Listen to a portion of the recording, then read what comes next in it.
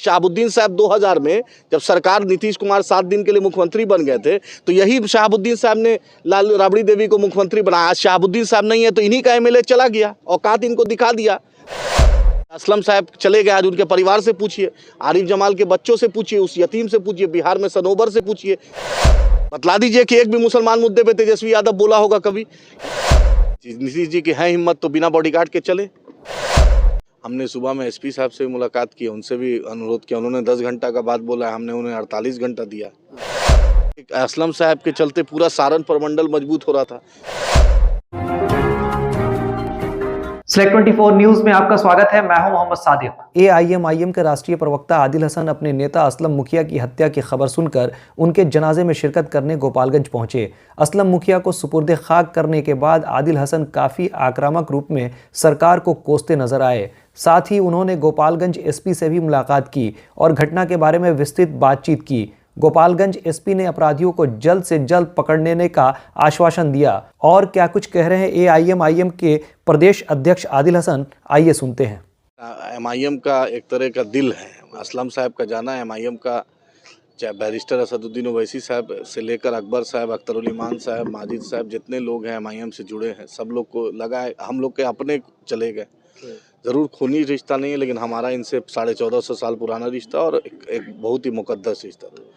हमने सुबह में एसपी साहब से मुलाकात की, उनसे भी अनुरोध किया, उन्होंने 10 घंटा का बात बोला, हमने उन्हें 48 घंटा दिया कि भाई आप 48 घंटा में कीजिए। एक आदमी जो सामाजिक कारकुन है, पॉलिटिकल है, सोशल है और तिजारत करता है और किसी से कुछ नहीं है, कोई लेन देन, कोई मामला ऐसा नहीं है, सब साफ सुथरा मामला है, तो उसके साथ ऐसी घटना हो जाए। नीतीश जी तो आप 8 बार मुख्यमंत्री बन जाते हैं, 9 बार मुख्यमंत्री बन गए हैं, 9 बार, और आप बतलाइए कि ये जंगल आज 1 2 3 4 5 6 7 8 9 क्या है।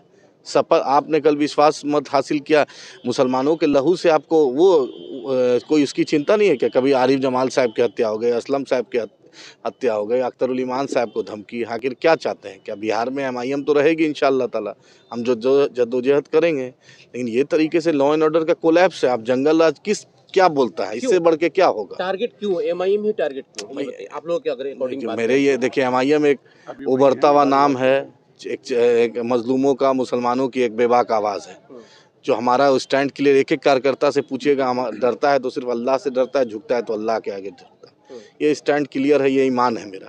इसलिए इनको लगता है कहीं ना कहीं कुछ बेचैनी है, कहीं घबराहट है, क्योंकि असलम साहब के चलते पूरा सारण प्रमंडल मजबूत हो रहा था। दिन रात मेहनत कर रहे थे। अभी बैरिस्टर असदुद्दीन ओवैसी साहब आने वाले थे, उसके लिए ये आदमी जद्दोजहद कर रहा था। परसों इन्होंने मीटिंग की है, पूरा काफिला लेके सीमांचल जा रहे थे। गोपालगंज में बैरिस्टर साहब का प्रोग्राम होने वाला था। बहुत बड़ी बड़ी शख्सियत को, जो दलित कम्युनिटी से हैं और पिछड़े समाज से, उसको जोड़ने वाले थे। तो कहीं ना कहीं तो सत्ता हो विपक्ष हो, दोनों को लगता है कि नया नाम क्यों आ गया है। नया नाम तो आएगा ना भाई, जद्दोजहद करेंगे। पॉलिटिकल पार्टी जैसे दूसरी रजिस्टर्ड है, उसे इलेक्शन कमीशन में एमआईएम रजिस्टर्ड। नीतीश जी की है हिम्मत तो बिना बॉडीगार्ड के चले। नीतीश जी चलते हैं, SP, DM, DSP, BDO, CO, थाना प्रभारी, आधा घंटा तक गाड़ी रोक दिया जाता है। एमएलए तो कभी चुनाव लड़े नहीं है, मुख्यमंत्री बन गए हैं पीछे से, है हिम्मत तो बिना बॉडीगार्ड के चले। उनको तो ना टैक्स देना है, आवाम के टैक्स से उनका सिक्योरिटी देना है। हजारों एकड़ में बंगला बना हुआ है, करोड़ों का बंगला है। पता चलेगा तब ना है कि धूप और आंधी क्या होता है। हाँ, ये असलम साहब चले गए, आज उनके परिवार से पूछिए, आरिफ जमाल के बच्चों से पूछिए, उस यतीम से पूछिए, बिहार में सनोबर से पूछिए, खलील रिजवी से पूछिए, बेला में जो आजम से पूछिए, बाबर से पूछिए, जिसका मॉब लिंचिंग होता है।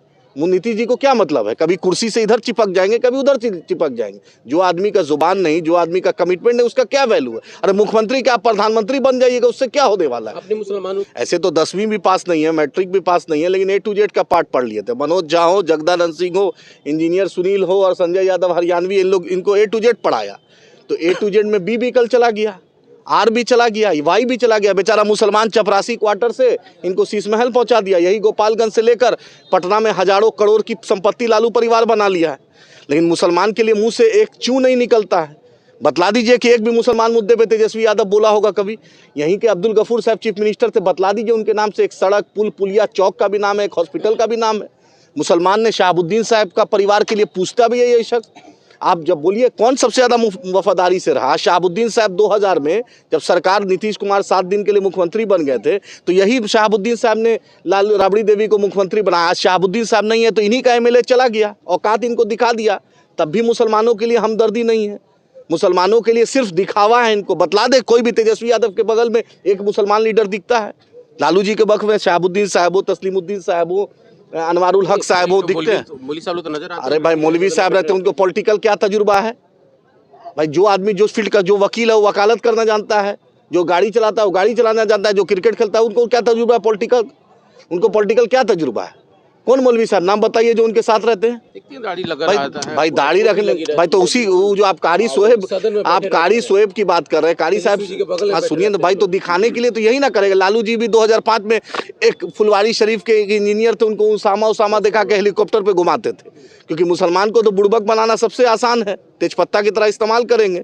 इनके साला यही गोपालगंज से MP बन गए, एक साला राज्यसभा चले गए, क्या ना, इनकी बेटी राज्यसभा चली गई, एक बेटा मंत्री बना, एक डिप्टी CM बना, रबड़ी देवी भी लीडर ऑफ लेजिस्लेटिव काउंसिल है, लालू जी भी पेंशन खा रहे हैं। बेचारा मुसलमान असलम हो, आदिल हो, इरफान हो, जान दे दे के शहाबुद्दीन हो, अनवारुल हक हो, जान दे रहा है इनके लिए। सेकुलरिज्म बचाने के लिए सिवाय मुसलमान के कौन खड़ा है? नाम बता दी इस देश में। अब आपके शहर सिवान के लक्ष्मीपुर में भरपूर सुविधाओं के साथ hotel select and marriage hall.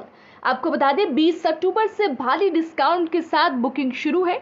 इसमें आपको मिलेगा फुल्ली एयर कंडीशन, साथ ही बुकिंग के साथ टेंट का सारा सामान जैसे बर्तन और चूल्हा बिल्कुल फ्री। जल्द ही किसी कार्यक्रम को अच्छे वातावरण में करने के लिए बुक करें hotel select and marriage hall. हमारा पता है लक्ष्मीपुर, सिसवन ढाला, सिवान।